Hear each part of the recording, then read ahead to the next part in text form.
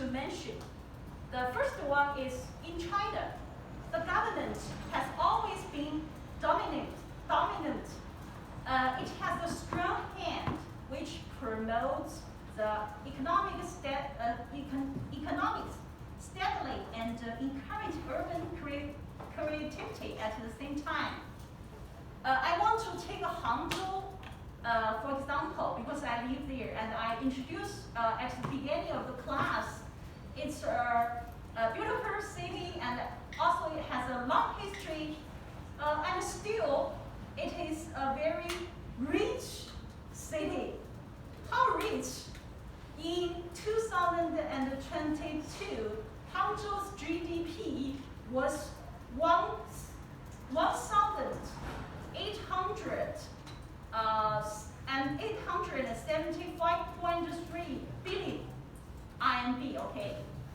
Ranking 9th in the country. And take advantage of the policy of high quality development to build a model area for common prosperity. The city government has formulated a strategic plan. The government make a lot of policies such as creating future communities, project to build multiple things. This kind of topic, I have a report, a lecture in July in the C summit, okay, and also building a digital city. I don't know if you you know the Alibaba Jack Ma, yeah, it's in Hangzhou, you know, yeah, located in Hangzhou. So, and also enhancing the overall standard of the city through some international events such as G20 and Asian sports games. This year, it just finished several days ago. I have mentioned before. And secondly, I think China now attaches great importance to talents. As we know, the Freud's 3D model, the talents is very important element. Nowadays, the talents is valued, and some cities have developed policies to check them. It's like a war for talents, okay? For instance, Hangzhou provides the highest home purchase of 8 million yuan. Okay, very, very high, yeah, for the top talent.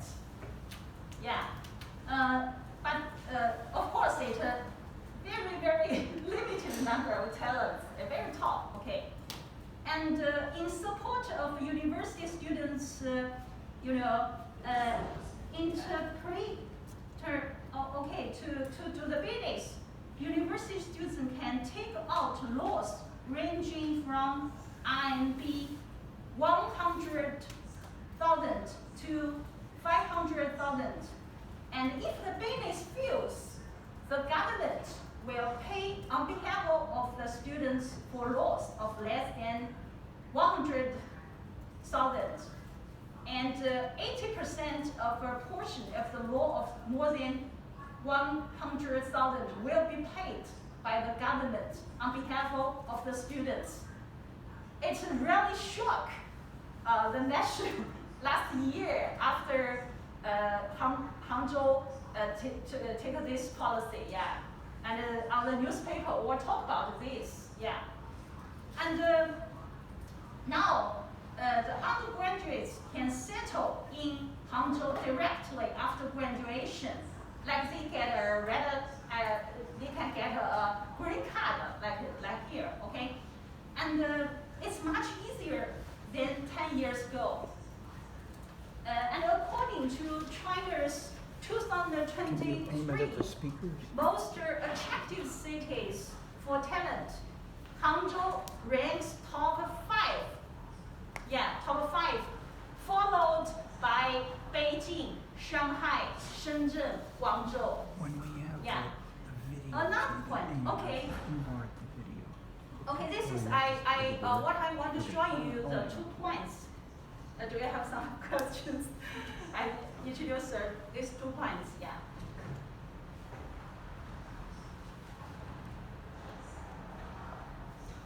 I have a question. Yeah.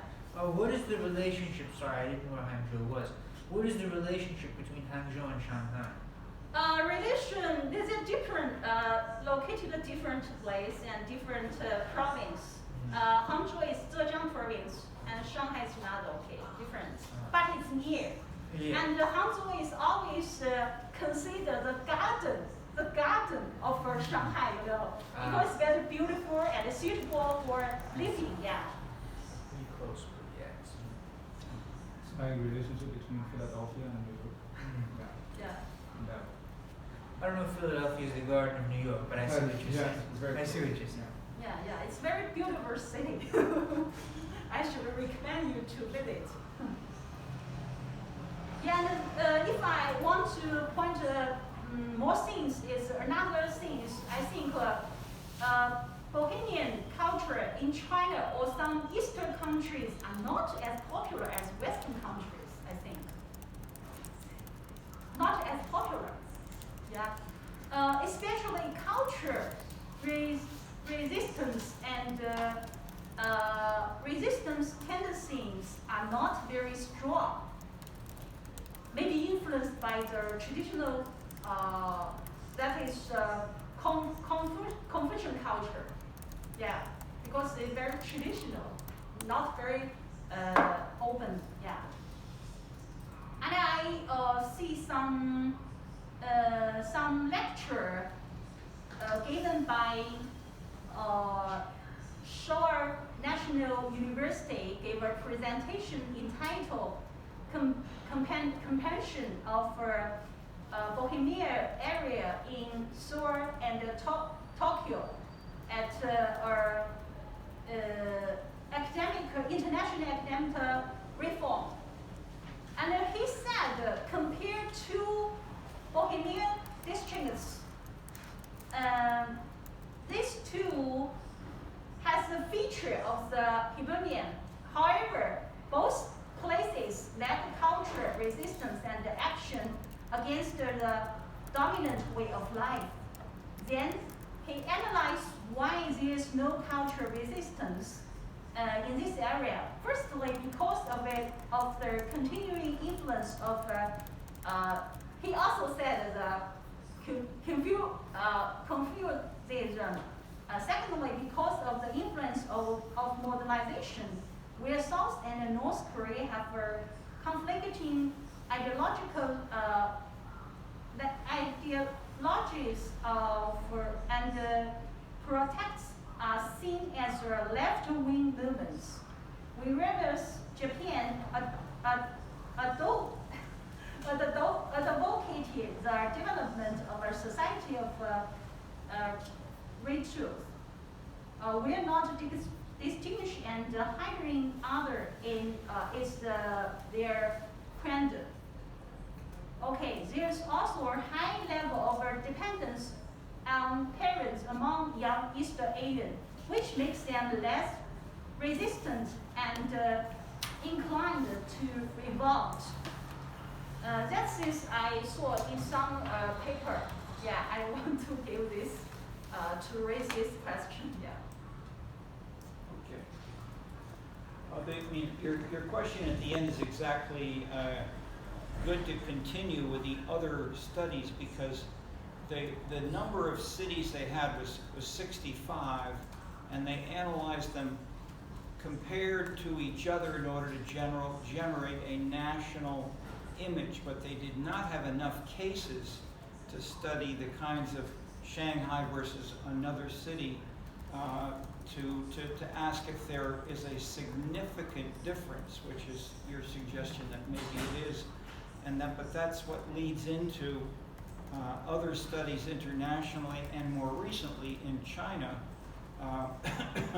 And so maybe we should push on with that, but thank you very much. That was very helpful, very specific, as we have, not very many people have read it in detail, but I'd say give it 5 minutes if nothing else. There's some excellent tables and graphics.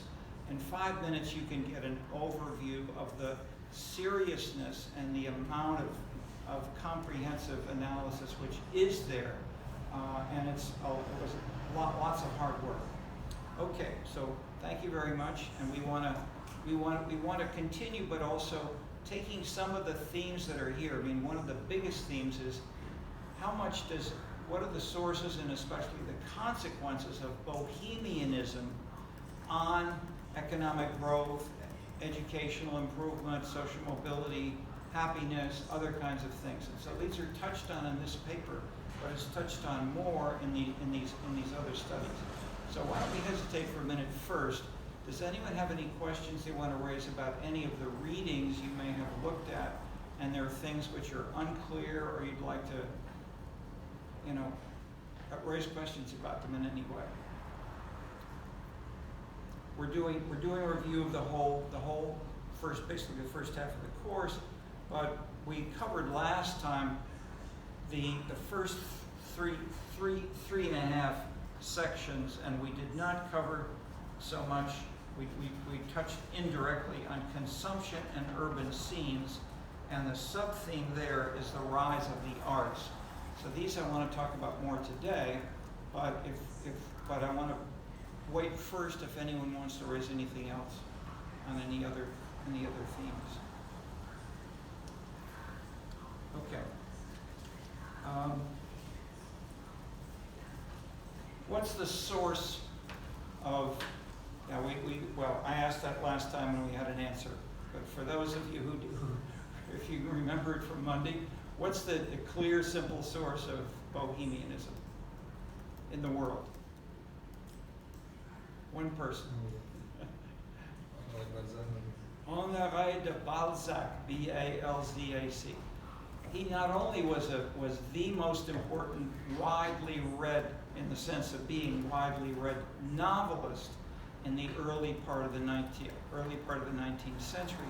Second, he wrote explicitly and emphatically said we need to have artists live in a separate neighborhood so they can be independent and live a more open lifestyle and have this not constrain their writings and their thinking. Okay, and so that could be, I'll just mention, I'll take this further. Thomas Mann, a major late 19th century German, lived in the small town of Kiel, in a small town, and he did not say that at all. He said the opposite. And this may be more true if you're in a smaller city where it's harder to be isolated in an entire neighborhood, where there may be very few artists in the whole city. So he said basically, do not dress in a way with hair or with clothes or with shoes or showing your bohemianism and challenging authority. Don't waste your time on these externalities, these external ways of showing things. Dress like the others. Act as if you're a similar person next door. But then, inside your own head, you can do whatever you want. And that you can do when the national government or the mayor or your father can be highly authoritarian, but you can still think your own thoughts. Okay, and that if we just take some examples of that, in Eastern Europe and in Russia, inside Russia now, there's a strong tradition of humor, irony, implicit criticism, and doing it with theater, with videos, with clubs. And so this, under Stalin and under Lenin, this was very tightly supervised, and you would have inspectors who would watch what the comics or others might be saying, or I shouldn't say comics, the people in a club, the people who are writing, etc. But as we have getting up to present, today, there's a massive amount of stuff like this, which I would, what I'm illustrating with this is there are many ways of using the term Bohemian. And this is one somewhere in between Thomas Mann and Balzac. That is, you may not be openly critical of Putin if you're a Russian and you're putting out videos, but you may do it in an ironic way, and it may be done in a way that is also especially, so I mean there are massive numbers of videos like this, which is interesting, and there's virtually no coverage of this in the Western press, at least I would say the American press. And if you look far enough, you can find these are translated into English, and so they're to spread around the world. You can't do it with Russian, and so but it certainly has a Russian audience, and in China there is something like this, but there have been, I don't have the subtlety to see this in Chinese, but I've read BAs, MAs. We taught a seminar the last time I was teaching with 14 students writing MAs. 12 were Chinese nationals, and they were all writing about something about, for instance, why do little girls in China, their parents want them to practice piano, and why, and then to play Western music like Beethoven, Chopin, and so forth, not Chinese or Japanese kind of music, nor popular music, Elvis Presley or whatever, or the Beatles. And so where and how these fit into Chinese culture is a harder issue. But there was a 120-page MA. Most MAs are about 30, 40 pages. It's a 120-page MA, and he's now working with me now in Japan. He's Chinese, but he's dealt with these issues of there are a number of interesting, complicated Chinese terms for immaterial or non-materialistic or non-referential. These are English variations of these. So, it's the total opposite of Bourdieu and Veblen. Why do I put them together? This is one of the several theories which Bourdieu uses, but the term which Veblen introduced, that is a famous term. You may or may not have thought about Veblen, but can anybody answer that? That fits with this section of the course called consumption. It's ostentatory consumption, consommation ostentatoire, It's a little louder. I know in French. Consommation ostentatoire, ostentatoire. Yeah, I'm getting confused myself in English. So in the literal translation is ostentatious consumption. No.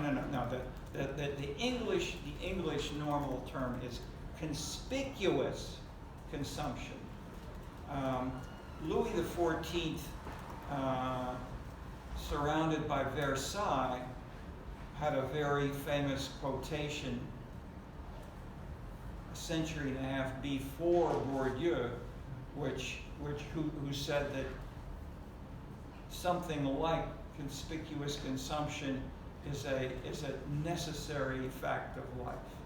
That is, there are many people, not just in France, but with Bourdieu, but from Louis XIV, and in China today, many people use the term in the West or elsewhere, nouveau riche, people who have recently attained a large amount of wealth, will show that wealth by buying cars, by buying houses, by having fancy dresses and so forth.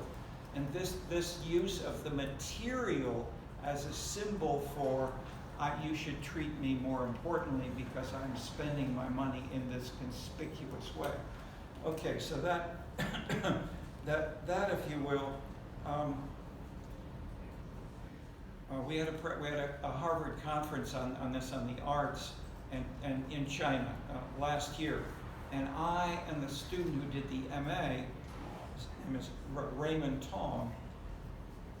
We summarized a bit of his MA with some other data we had elsewhere, but basically the simple point is that conspicuous consumption, which is a variation of the, okay, well, I won't try to elaborate that, which you all know about this for by heart, I'm sure. To have within China, I won't say that it's large, but it is visibly present and actively followed by people, this website called Immaterial. I can't give you the title of it, but basically it's the opposite of conspicuous. That is, it refuses to publish or present any paper which uses a referential material object like a house or a dress or a car or something. Instead, they have, for instance, photographs or paintings or poems or ideas, images or words, but they are if they were referring and trying to say, if they're trying to use the Veblen Bourdieu kind of interpretation, they don't talk about it. And many of them are professional photographers and artists and others who think in terms explicitly of, they live their lives around aesthetics. That's the bottom line. In that sense, it's the opposite of Bourdieu and Louis XIV. Okay, so these are, I'm giving you a couple of oppositions between Balzac and Thomas Mann, between Bourdieu and the Chinese non-material, anti-material. These are differences, these are drastic differences in the approaches and the interpretations of consumption in terms of ideology, in terms of personal values, in terms of the ways which these activities are presentable and available. I'm pointing these out. Let me then flash forward just a little. Chronologically, I'm going to the Glazer, Kolko, and Seitz paper called Consumer City, published in 2000. This is a distillation. He's really the second generation of the Chicago economists in the way that they analyze amenities. What do I mean? Second generation, that this was started by people like George Tully in the 60s and 70s, and they started to say that if you want to understand happiness, well-being, maximizing utility, I'll even put it on the board. It's a simple enough idea that utility equals what people are trying to maximize here with, in a sense, the material and their term was amenities. Actually, we could have it this way and then break it up further and have a, say, 2 and put a 3 here, or put basically for the simple point is you can be more happy and achieve more utility if you have both the ability, and maybe you have a fancy car or a nice house. However, how much you are happy depends as well on amenities. And how have we met this before in a very direct way in this course? And how have you spoken to this and the answers you gave to this question, which is underlying the question when I asked it of you? And we would live in a city for that salary. Yes, exactly. Would you live in North Dakota for 100,000 or in Chicago for 50,000? And most of you, except for 1 or 2 of you, said, well, I'll take the 50,000, which in this sense says the magnitude of A is much bigger, at least for you, than the magnitude of M, of the material. Okay, so there are ways, I mean, so that's a simple, quick way, but it's so powerful, and it's repeated in most classes. I've had a couple of big exceptions, but most of the time it's 80-90% of USC students over 20-30 years I've asked this kind of question, and your answer is very similar in general to the USC students. Okay, so what this follow-up is, and what people did here is both to elaborate the theory, as in this line, but just going much further. I mean, adding degree to which these things are public goods or shared, or whether they're privately or consumed privately, et cetera, but also, how do you measure these things? How can you measure amenities when they're defined? The simple definition is, I think I've already said this. Can anybody remember? Those of you or some of you are in economics, what's the definition of an amenity? Like an unmarket good or service. A little louder? An unmarket good or service. Perfect. Yes, exactly. Non-market goods and services. That is, you can't buy it by paying.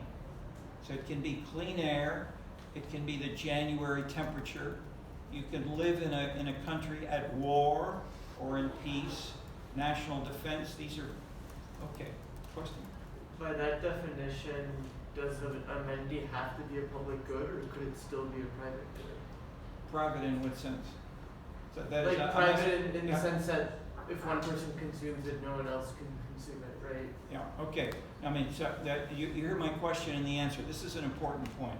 That is, many people will say an amenity must be defined by the government.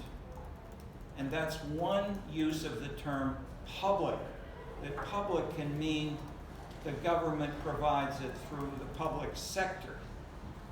But that's one meaning. It's concerning who generates it, and it can be the government, or it can be McDonald's or Amazon or Wall Street or restaurants that people are created. And so it may be that, for instance, restaurants are a good example, that they are created generally by the more private sector.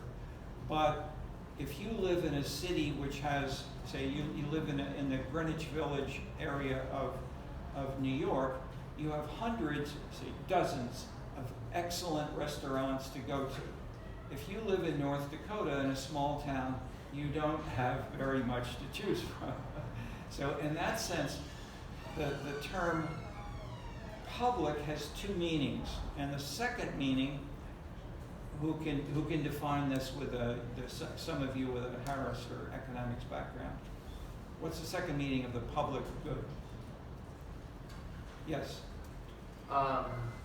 One person's consumption of the good doesn't limit another person's consumption of the good, so yeah. What? No, it's like two conditions: non-rival and non-exclusive. Excellent. Yes. Who introduced this into the world? Came from Chicago. Hint. Okay. Paul Samuelson. Okay, Paul Samuelson introduced, and he did this in London. He went to London, to the London School of Economics, where they had people sitting in the front row who were the leading welfare economists, helping to guide the socialist Labor Party of the welfare state, and tried to say that this is what the government should provide, and that will make people happier. Okay, so Samuelson said, this is wrong. You misconceived this, and you have not distinguished clearly these aspects between those two aspects of public good, or public. So public can mean government, or it can mean collectively consumed. That is, like clean air. That is simply that if you get the same thing as everybody else. If the unit is a classroom, if it's cold in here, we're all cold together. But we share certain public things like that.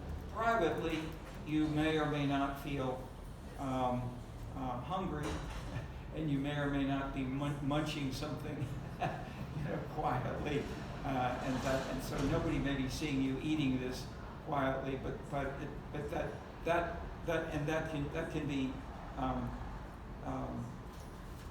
consumed. That is bread. Bread, your shoes are privately consumed by you alone. Can there be a public good aspect of your shoes? What's that? What might that be? I'm pushing you a little bit to think further beyond the black and the white. How can your shoes be a public good in this classroom?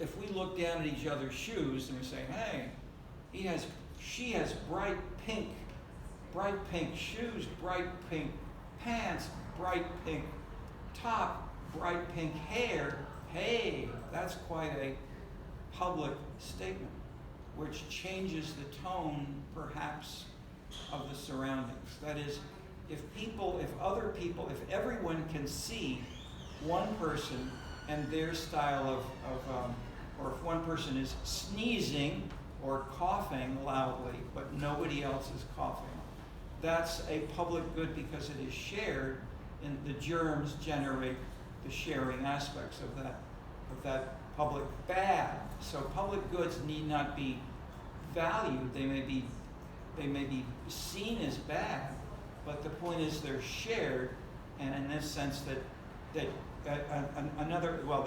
underlying definition is nobody pays for it.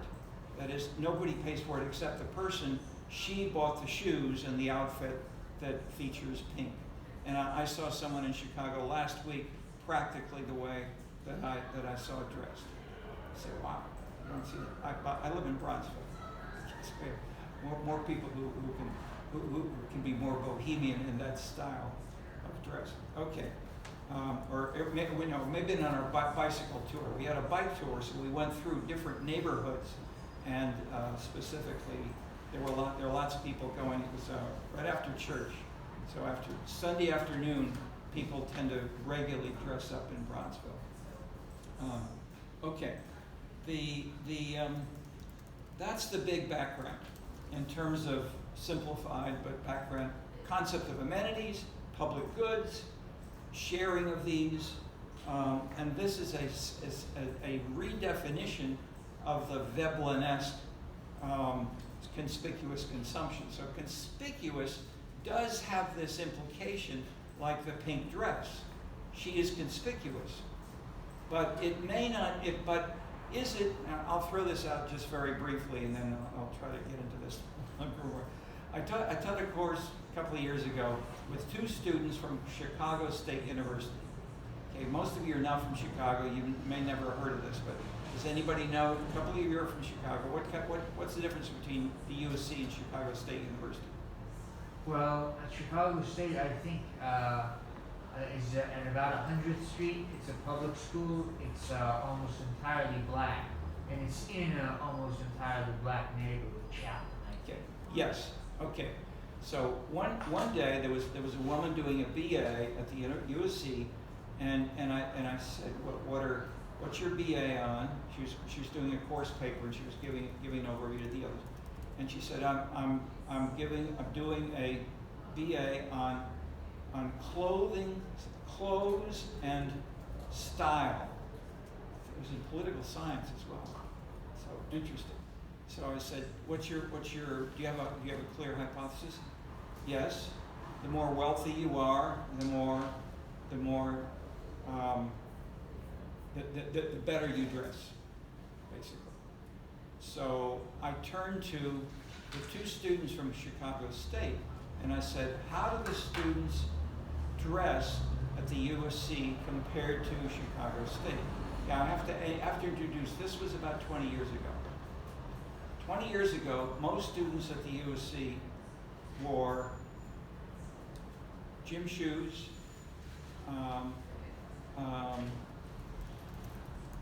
gym outfits, and t-shirts. You've changed. You now have much more diversity on this campus. But at that point, both of the two Chicago State students laughed and said, how can you pay any attention to the way students here at this campus, they look as if they just got out of bed, they hadn't brushed their teeth or combed their hair, and they come right to class. Whereas when we come, our students come to Chicago State, they are dressed. They look like, wow. Okay. So then follow-up question was, to the woman doing the BA, does wealth generate better dress?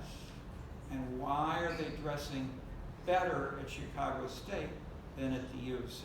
Okay, then we talked for, and to amazed, a 1 hour discussion, and nobody had the right answers. I was amazed to hear that. That is, the U of C students simply either had not thought or had, and there was not one clear alternative, but no one had a sort of thoughtful, reasoned answer at all to my surprise. Okay, well, we can go on with that maybe later on in the course, but I'm simply throwing that out to say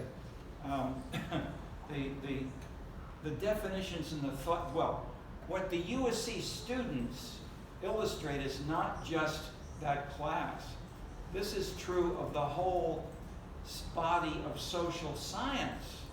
The smart people, so-called, people working on social aspects of life, economics, sociology, political science, anthropology, geography, not always represented here, but that is, these are smart people working on these kinds of issues, and there's very, very little work on amenities and consumption.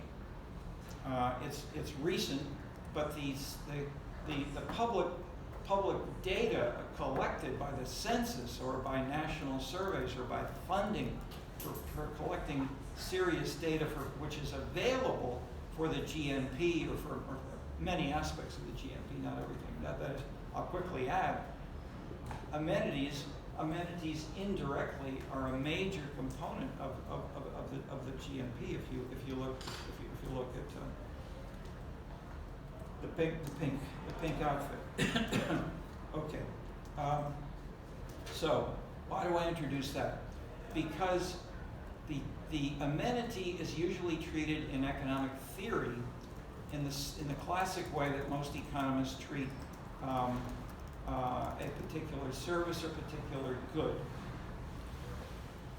which is to try to isolate how it works, assuming ceteris paribus. That is, if you try to at least assume theoretically everything else is equal, let's try to say what's the impact, the specific analytical impact, analytical in this sense of atomistic, the unique and distinguishing characteristics and change of others around them, which this amenity may have brought.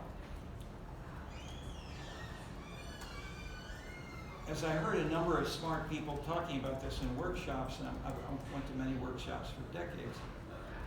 My father's an economist in training from the USC. I'll throw that out. So I met a lot of these people from a young age.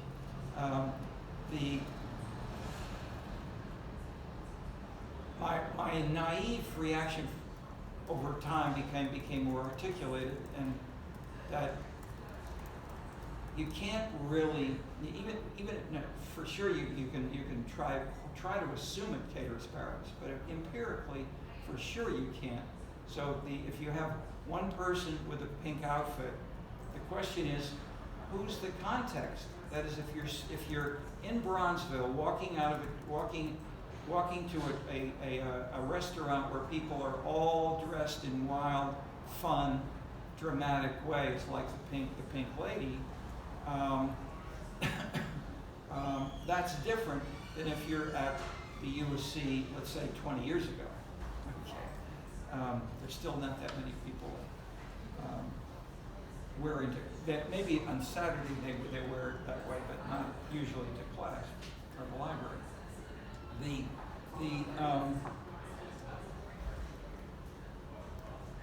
What I've done with these examples is say the context changes the meaning of the relationship between A and B. So the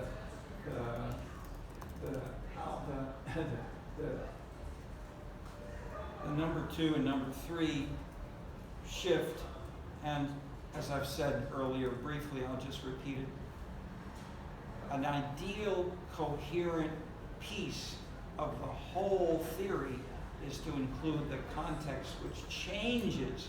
So the way I drew it when we used to put a box around that box as an arrow, and say, in general, I said I wouldn't use equations, but I've done this because the economists do this, and this is so simple. You can see that there are two variables and two different drivers there, and driving utility.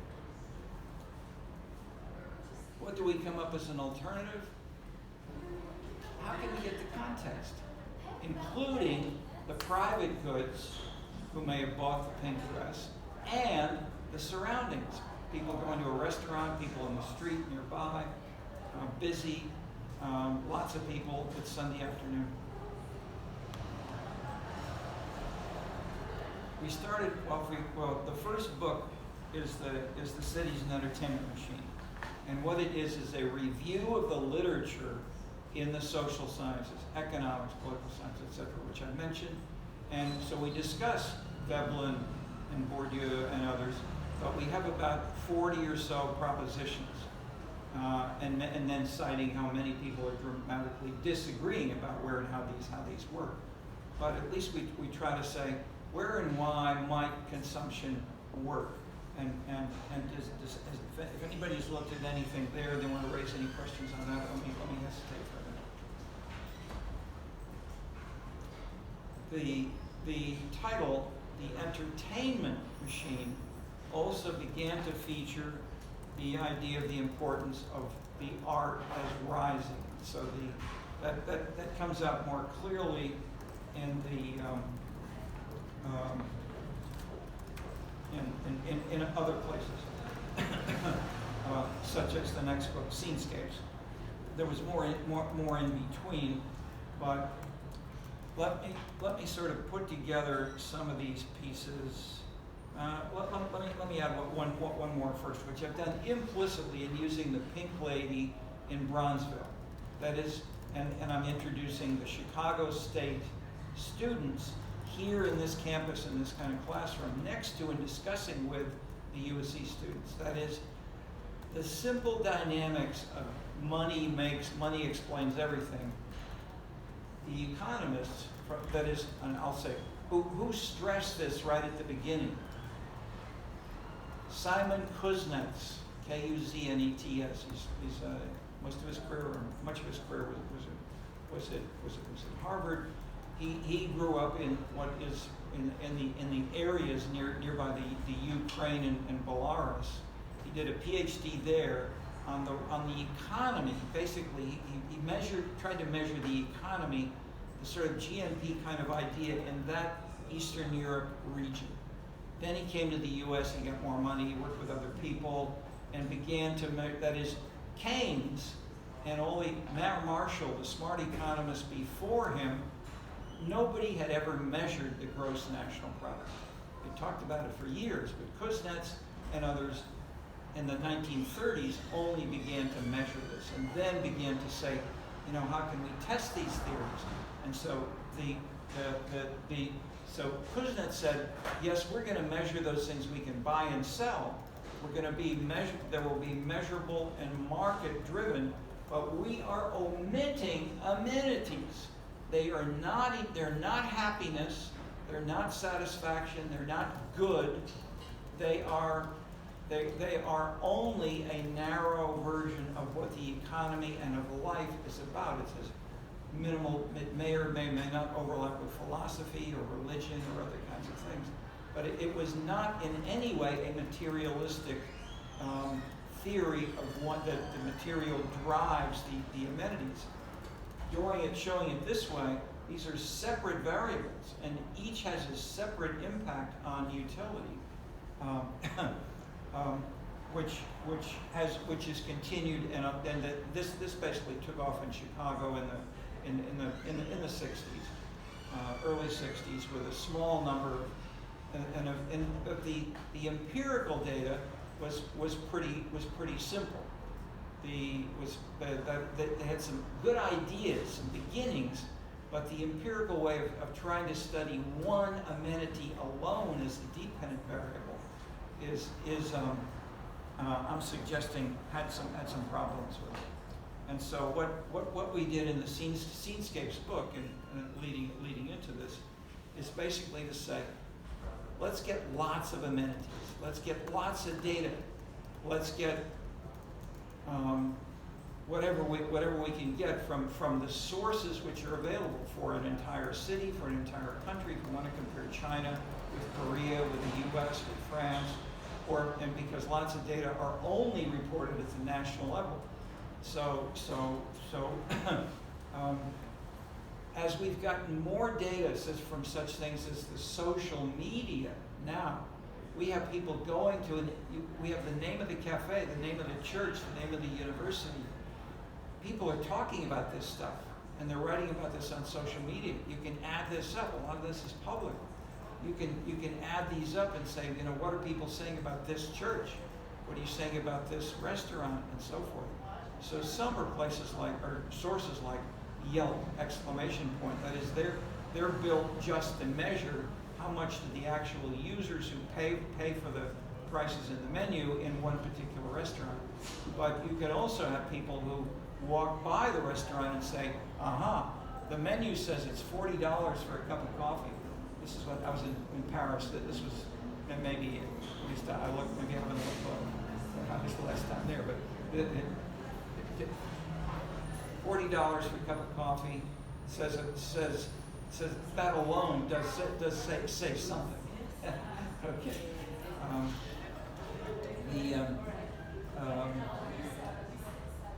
That is, if you live in a city where you're surrounded with that kind of menu and people waiting in line to get into the restaurant, this in turn has also reinforced the communists, the socialists, the Bohemian critics who say, we have too much money in this city and there are too many affluent people and they're driving us away.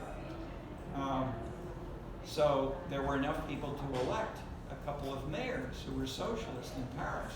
And so they did things like create, next to the Seine, they put in a whole bunch of sand and they created some beaches. And anybody could come and take a suntan. They can listen to the free dance music, and they can, in some cases, try to swim, either if not right in the actual river, which is pretty polluted. But they can create a little swimming pool area within it, right next to it, so you can pretend that you're swimming in the Seine, and you pay nothing. So in that sense, and so there are many people who don't live in the fanciest, highest income areas of Paris. They may come from the wild, faraway suburbs, but they take the train, and they can enjoy these day after day. And there are a number of elderly people who may bring their own chairs, or their chairs there, and that is and the other big visible example was we're called Knights, the White Knights, Nights. That is, certain regions, certain streets would have buses, subways, trains, lights, requirements that the shops keep these open until midnight or 3 a.m. or 5 a.m. and that people could come there and get, in some cases, either free or cheap drinks, and have many people showing up in pink dresses with pink shoes, with pink hair, and having a great time, as well as others who may be very differently dressed. But the point is, these kinds of public goods, the government provided by the left, this is in a sense, disagreeing with Saskia Sassen. So Sassen has a chapter in her book on consumption, and her chapter is the opposite of Kuznets. There are no amenities. Her model is pure, is the historic materialist tradition, as it's termed in the Marxist background.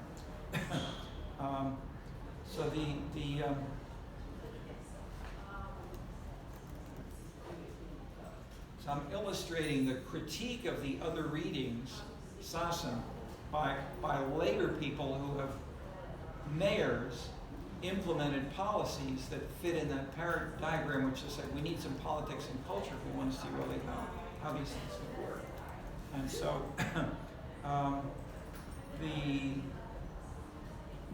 how can we do these things? Let me see if I can give you a little bit of this now.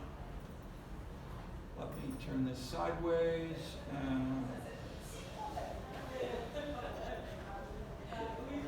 Okay, here's this book. It's not a book. This is a paper. There are many versions of this paper. My simple point of this is there are a lot of people who worked on this with me. It's not me alone. This is lots of people working on scenes from Latin America, Europe, Asia. And land, capital, and labor was the factors of production. This is Marshall. This is the crude version that we see in the cartoons in a lot of talk shows and and so forth. This is I'd mentioned briefly, this is the Irish.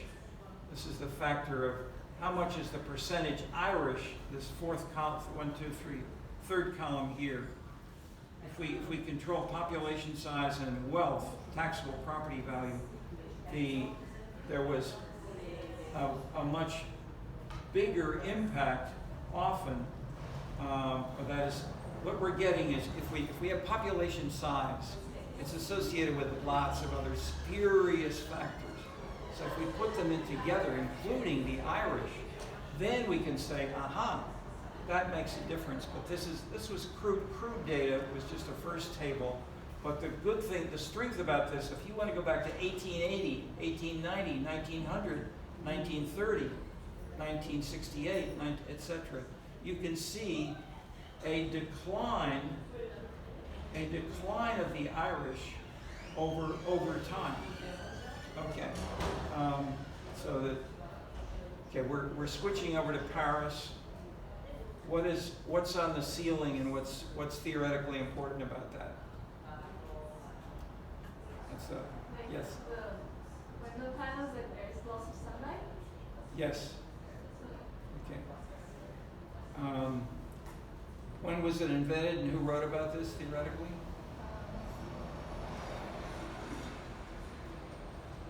Early 19th century. Before that, and what that is, the background is Northern Europe, including Paris, from roughly October until May, it rains. It's not heavy rain, it's not thunder showers, it's not tornadoes in the Kansas manner. It's just drizzle, it's gray, it's sort of rainy-like. And so it's hard to stand in front of a shop window and look through the window and say, what kind of pink shoes would you like to have? And the answer was, in the early 19th century, let's put a glass roof. And these are, what's the name for this? The theory of this was a German who spent the second half of his life, Walter Benjamin. His famous book is called The Arcade Project. These are the arcades. Okay. These are the people who I'm talking about here. We got Talcott Parsons, Max Weber, etc. Galileo. Okay, here we have Balzac, Baudelaire.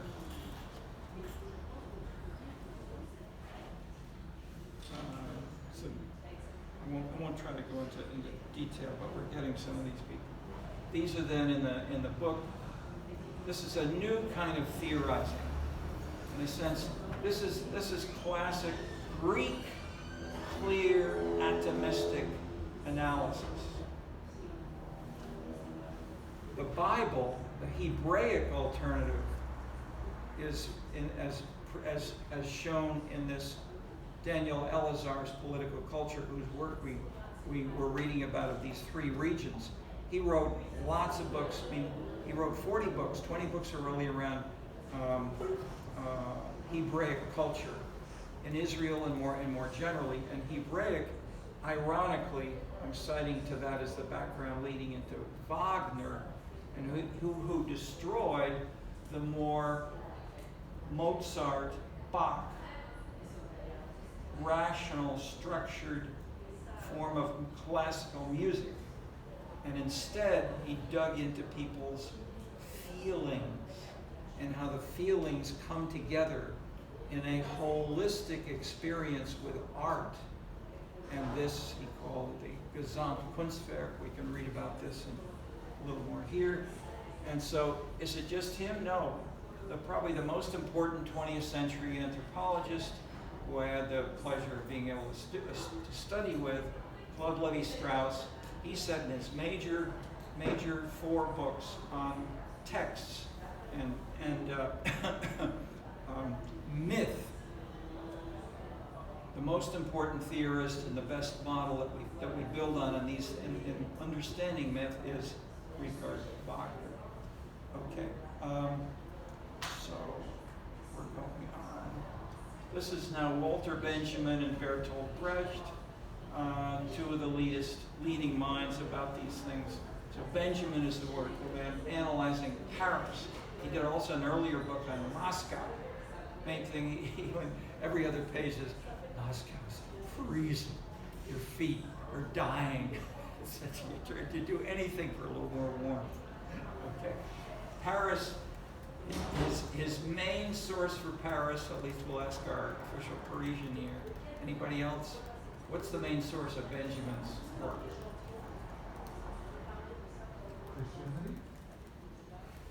Christianity, Judaism, and some part.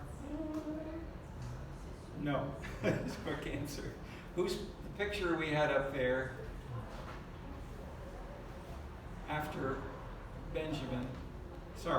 after Balzac is the most important intellectual as a model for that is the pink dressed lady in Bronzeville had an analog in Paris from about 1860 to 1880, and his name was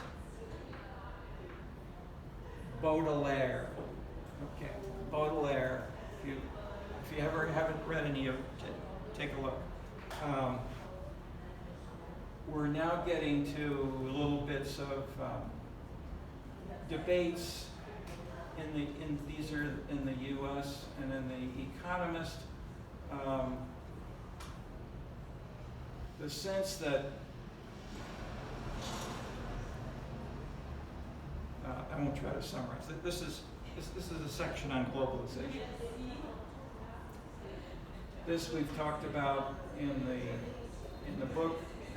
Just here's a picture again, and this is I'm showing you because the background for this, including culture at the bottom, is what we're adding now with the scenes analysis.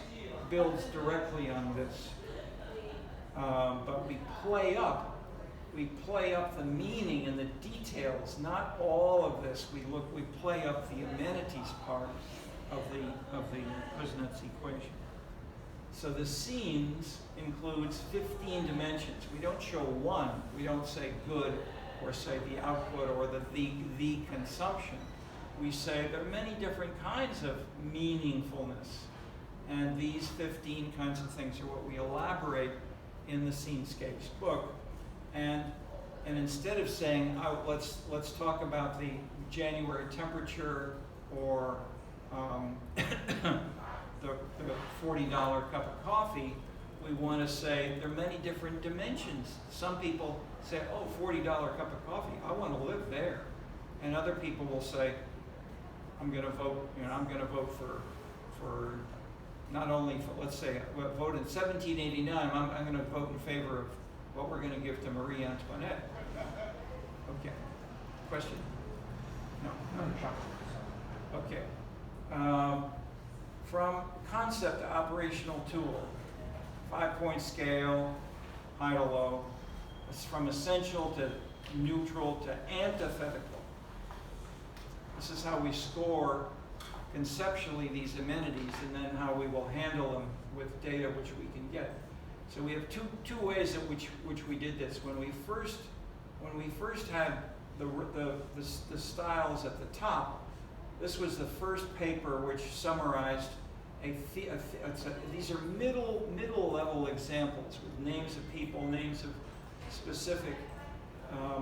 It was consciously international from the beginning, not meant to be Chicago or the U.S. to include those international global dimensions, which have a little bit, which is Asian, it is more Western European.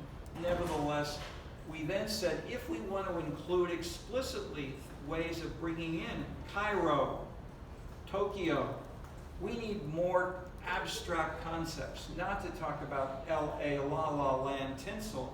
Let's talk about self-expression. Let's talk about charisma. Let's talk about neighborliness. These have immediate reference in Cairo. And that way, these are then a way of getting from one to the other, and many of these are threes. That is, many of them don't. They don't have a score of positive or negative meaning. They're simply a different, they're termed orthogonal. It's a different dimensionality. They're different concepts. We've shown you this before. Remember again, education, arts, but mostly arts, music, and cultural activities have exploded, and this was missed by many people, including me. You know, I didn't study cities. I mean, I've been studying cities my whole career. I didn't have this until we analyzed the data and found Putnam was wrong. And many people still don't realize that. But it's highest in those on the left. It's going down here on the right, and even more if we go to, well, total employees. I've shown you before. This is employees in leisure and hospitality. This is in the U.S. from 1939 to 2013. There's no recession. There's no depression. There are no business cycles. It is not caused by by wealth. It's a nearly linear, slightly curved, but nearly linear, dramatic thing to work on. And these are some of the leading people in the scenes participants. Dan Silver on the far left, and Qi on the far right in China. Clemente Navarro on the top on the right. These were the look at here the Asians. Here we took the Western more oriented theories and said, like, why doesn't it work in Asia? What's different in China, Japan, and so forth? And then scenescapes, we pursue it here.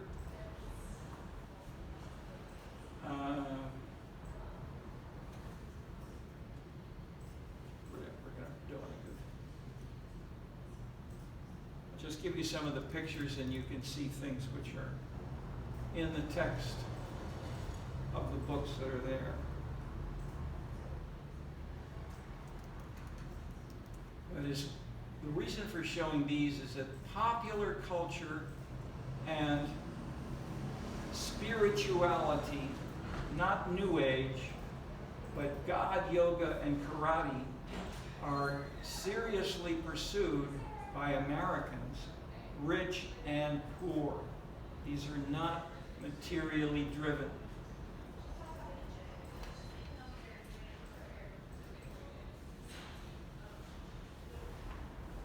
Arts buzz, contrasting cultural scenes, and we have lower left, second column, buzz can be contrasted with the residential neighborhood of trust, with an industrial cluster of money, with a political arena of power, and all of these are important.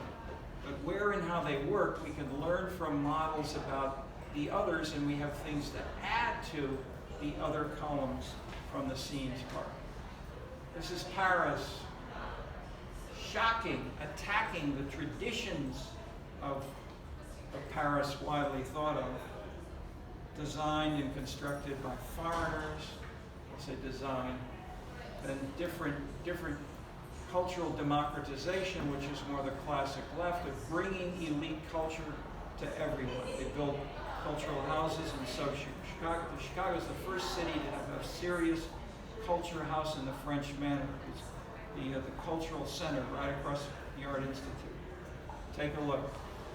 By contrast, this went much further in the 1980s. Cultural democracy. Jack Lang enlarged his notion of culture. There should not be any hierarchy between minor art or high art, between noble and popular. Our way of living, our way of loving, the way we dress, the way we cook, contains a beauty that should be introduced in the arts of social and cultural life. Okay. Dramatic revolution.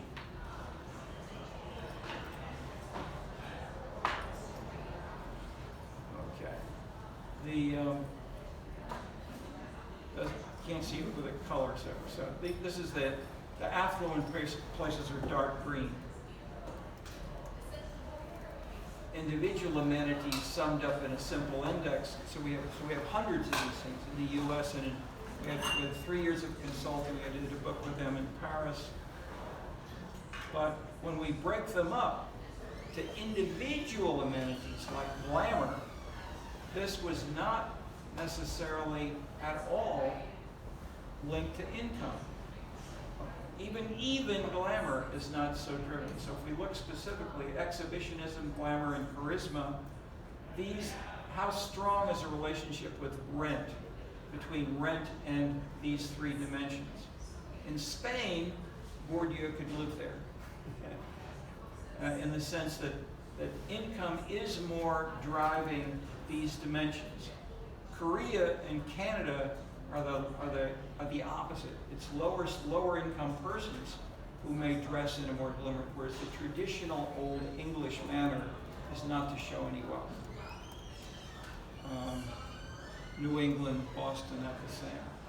Okay, so these are dimensions of each of these. These are the numbers which I've shown in the chart. And so egalitarianism is the opposite. These are the low-income, communist voting, leftist, socialist traditionally. These places have a strong egalitarian set of amenities. And Bobo, in turn as well, very specific, not at all that widespread. These are many young artists. This is like Wicker Park. Artists, people, these are stockbrokers who want to have bohemian clothes and thinking. And it's constructed from multiple dimensions, including a poem and song. Okay, so the words, even though that is many French people, it's a combination of two French words, it must be our concept. Haha. Two ideal types contrasting with Marseille, which really contrast with Paris and making a critique of there's not enough time to go through that in detail, but I'll just flip through so you get a flavor for what's in the books. Polish villages transforming themselves. Bronzeville, 1920s and 30s when he painted these. Today,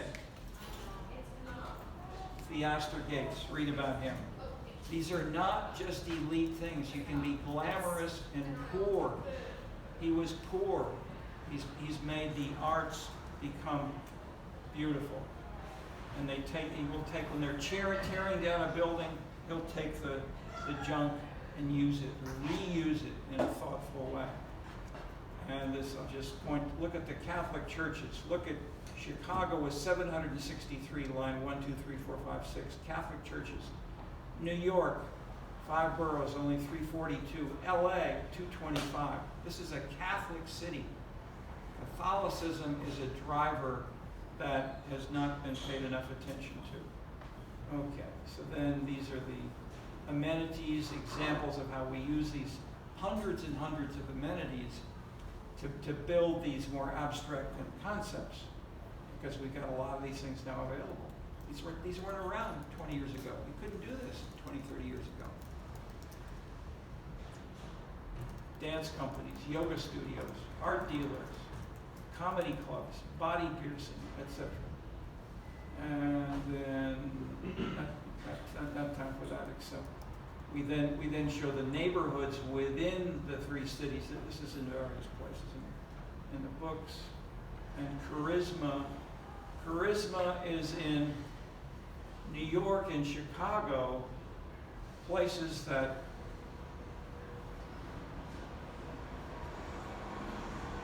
I'll leave it for you to read about it.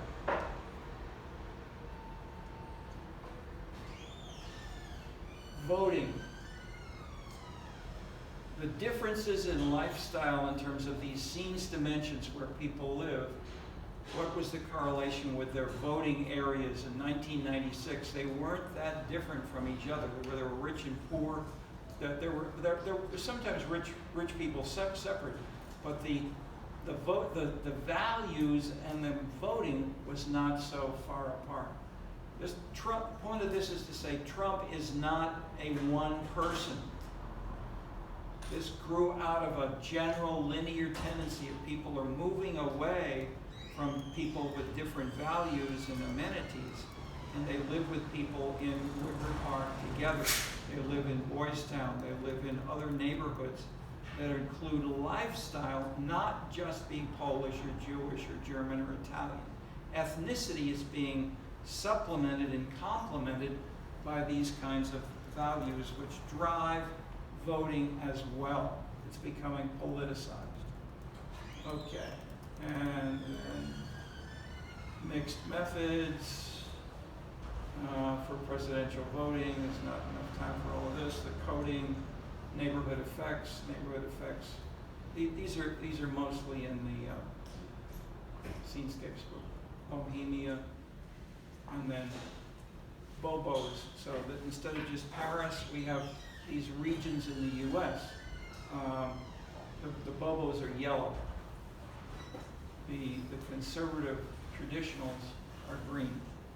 Okay, and I'll end with this and say, what drives total jobs most with a dependent variable? What explains job growth in all the U.S. zip codes? These are list-wise. Data we had for all these variables was 5,167, and the most important single variable was arts jobs in the first time period, 1998. Number 2 was education, insignificant crime, cost of living, and county population size. That's my point. That population size is usually insignificant if you really get more variables about what is co-located with there. Okay, I'll end with that. And we will have an exam, send emails, check with our teaching assistant if you have questions on the reading, send things to me. Question? Yeah, so we were talking before class. So how is the format for the exam how is that gonna work? The logistics? Yeah, we will send you an email. Just before the time of class. Okay. And you need to send it back, and it will be stamped when your time stamped when you send it in, again at the end of class. If you have, a formally official disability, you then get that amount of time, which is more than normal. If you're a this is in the syllabus. I'm just telling you what's in the syllabus. If you're a non-native English speaker, you get, I think we get 20%, what is it, 20 minutes? You get 20 minutes more time. Anything else? So we'll have some IDs and an essay. You don't have to be in this room. No. Right? Okay. You can't, well, you can do it here if you want, but you can do this. There's a woman who's going to be in Israel. She asked, what can she do? I said, you can do it in Israel or anywhere else. I would.